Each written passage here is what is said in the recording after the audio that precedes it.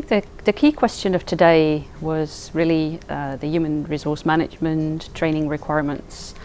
And for my personal session, I think the STCW ETO requirements were the main topic of interest to the participants. The main ones coming out is about the STCW timeline up to 2017 and about whether we're aiming towards just compliance with the convention or if we're actually achieving pure competency worldwide. I think a lot of the key discussion of that last session we had with the Port State people and people from Flag State, the discussions about electrical qualifications and ETOs, very interesting. I think that's a lot of clarity to an issue that a lot of people didn't know that much about. So I think that was a pretty key discussion. The biggest topic at the moment is the new regulations, the IMO's STCW 2010 regulations, which come into force as of the 1st of January 2017. The question is, will the world seafarers be ready for the new regulations, which require a whole number of additional courses and certification to be undertaken? We hear some authorities say, yes, of course we'll be ready.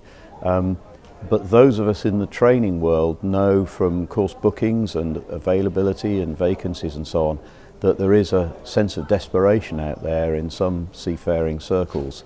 So whether it's quite as rosy as some paint the picture, we're not sure.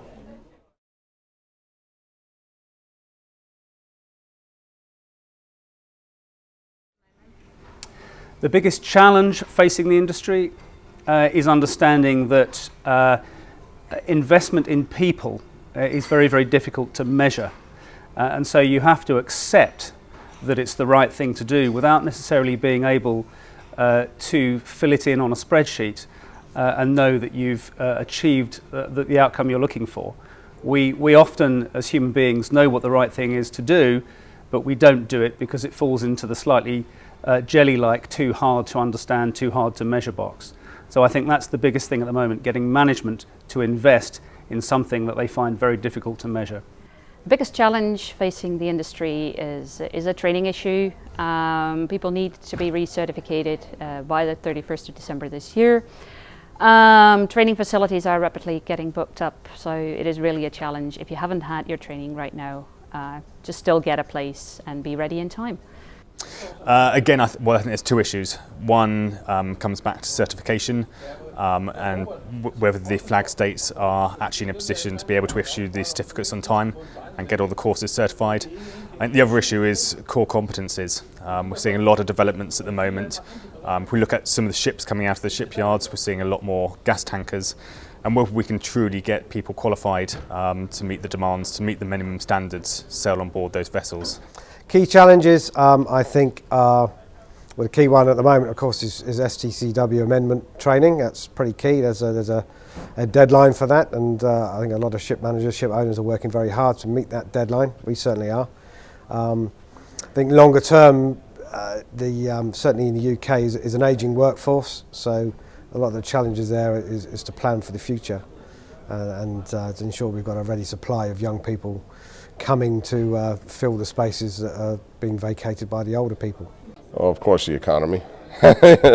It's from my side, the manning issue is a big factor. Fuel costs are down, so shippers, when freight rates are down and charter rates are down, they try to look to cut costs on training or on manning.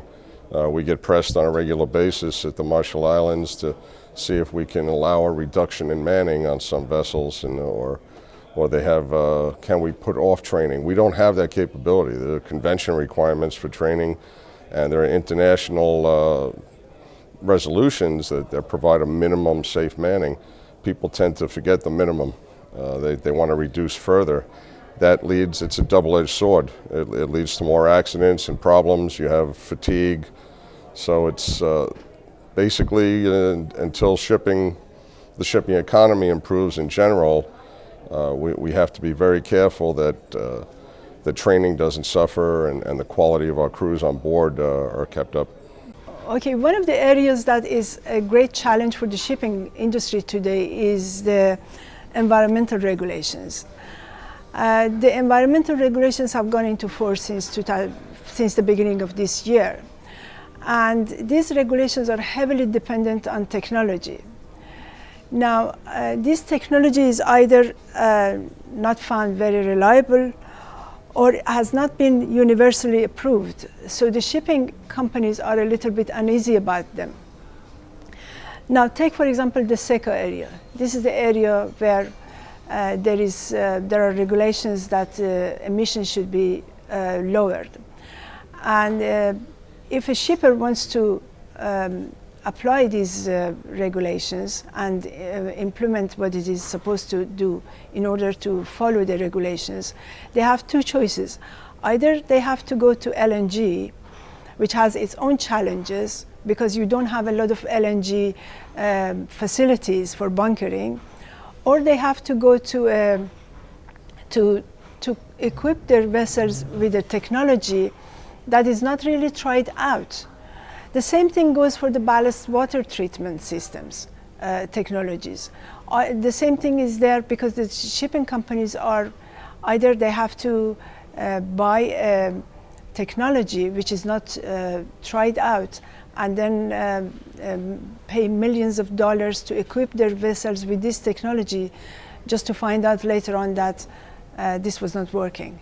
So that is one of the biggest challenges we have in the shipping industry today.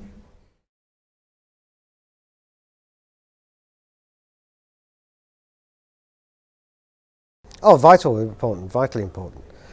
If you don't, then you don't have a business. In due course, you know, with the ageing seafarers, say particularly in the UK, there'll come a point where there are none left. So, you know, rather than we hit a brick wall in due course, we need to train now, train for, you know, with a longer term, 5-10 year plan. Recruiting for the long term. It's an interesting question, particularly at the moment when markets are down. The depressed oil price is killing the offshore sector and the oil majors. And yet at the same time, some of those very oil majors are looking to the future and saying, we've got some problems, not necessarily in our ships at sea, but actually in our offices where we operate our ships and our business from. We've got a problem arising in maybe 10 to 15 years' time. We want to be able to bring people into the office from sea, and that means that we've got to put them to sea now. So in one or two cases, we're seeing the more further-minded companies recruiting and placing cadets on training now, so that they'll go through their training and experience, they'll become masters, chief engineers, and then they'll be available to work in the office as superintendents or office workers in 10 to 15 years' time. They're the better companies. A lot of the others are just saying, oh gosh, the market's turned down, we can't afford it, and we're switching the training tap off. And that's going to destroy their industry. They won't have the people in 5-6 years' time when the industry turns up.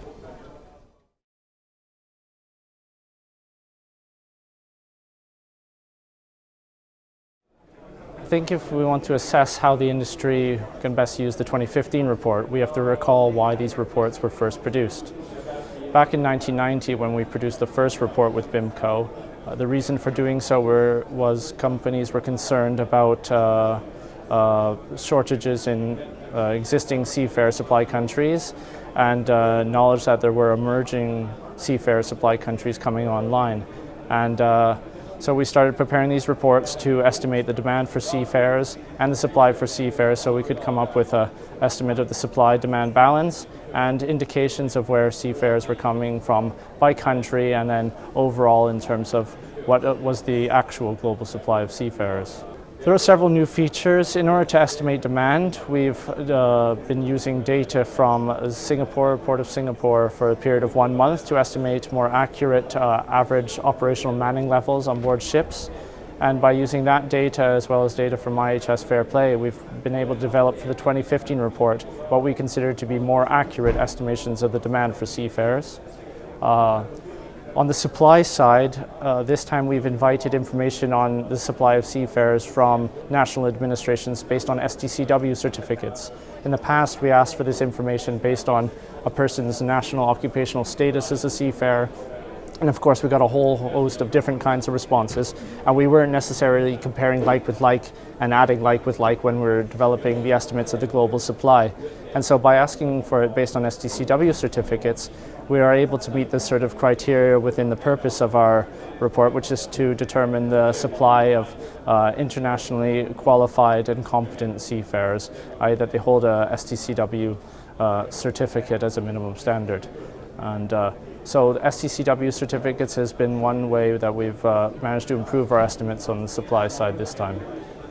One of the unique new features of the 2015 report is, for the first time ever, we've provided information on turnover rates, and this information is provided in the report by rank, role, and for select seafarer supply countries. And when I say turnover rates, we're referring to the movement of a seafarer from one maritime employer to another. As in previous reports, the 2015 report also includes information on wastage rates, which is seafarers leaving the industry because of them becoming medically unfit or they've found a job ashore. So in the 2015 report, we have information on both wastage rates and turnover rates.